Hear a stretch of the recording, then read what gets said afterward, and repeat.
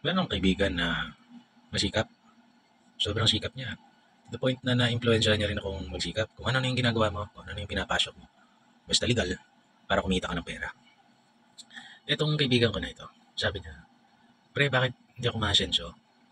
Hindi ako yung mayaman. Kahit na nagsisikap ako. Sabi ko sa kanya, well, maraming factors. Pero ang gusto ko lang is makontento ka sa resulta ng mga pagsisikap mo. At mag-smile ka lang.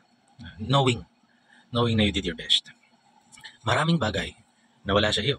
Number one, bilang isang content creator, kunwari, meron bang nagsusuporta sa iyo ng mga kaanak mo? Wala. Kaibigan? Wala.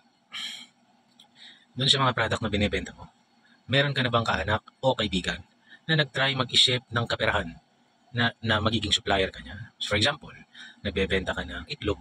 Meron ka na bang kaibigan na nag-isip na, sige nga, magbenta ako ng leche flan? Wala. Sa iyong negosyo at mga tinitinda at sa iyong content, sino ba ang mga nagsusuporta sa iyo? Bagamat ko konti lang. Strangers. O ngayon, nagtataka ka pa, ba't di kayo mayaman kahit nagsisikap ka? Meron akong kinuwento sa kanya. Sabi ko, nung araw, nung ako ay maharot pa, kahit na ako'y taksil, ay meron akong dating app. Pang harot-harot ko yun, and at the same time, pang conversations with people, especially yung taga-malalayo. So meron ako nakachat na isang Israeli na nasa Amerika.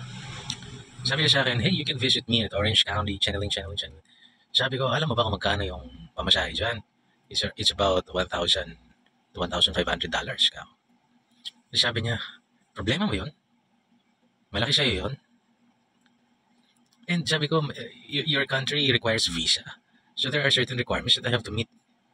It's easy. Sabi niya, I can sponsor you. I have businesses here. At the same time, don't you have a property or a business of your own? So, sinabi niya sa akin na sa kultura daw nila, nagsisimula lahat sa pamilya. Pag yung isang kapatid niya nakaisip na, magtinda nga ako ng itlog. Example lang to. Yung isa niyang kapatid magtatayo ng bake shop.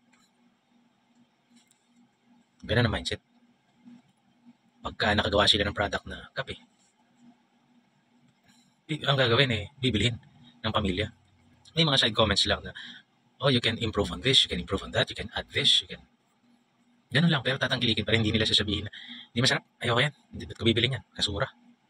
Walang ganun, di ba? Ikatatlo, sa komunidad nila, malalaman, oh, yung kapatid mo pala nagbibenta ng itlog, sa kanya na kami bibili. Buong komunidad doon na bibili, magiging milyonaryo yun. May mga magtatayo ng bake shop, may magtatayo ng restaurant, may magtatayo ng supplier siya. Pagka may abogado yung pamilya, lahat doon lang. Isang pamilya, mekaniko, lahat ng kotse nila doon nila ipapagawa. Walang may utak na, ay, ayokong masensyo siya kaysa sa akin. Walang ganun. That is why they are wealthy dito sa Pilipinas. Lahat kundi naiinggit, gustong gagayahin, gusto, ganun ang utak. Kahit kadugo mo, lalo na hindi mo kadugo. Dito sa Pilipinas, pagka ayaw ka ng komunidad, ayaw ka nila kasi hindi ka nila mapaikot, hindi ka nila mabasta-basta, galit din sa'yo. Wala kang gagawing negosyo na asenso. So, sabi ko sa kanya, rest, knowing na mas mahirap yung pinagdaraanan mo rito, yung struggles mo. So kapag nagtagumpay ka, mas fruitful. God bless.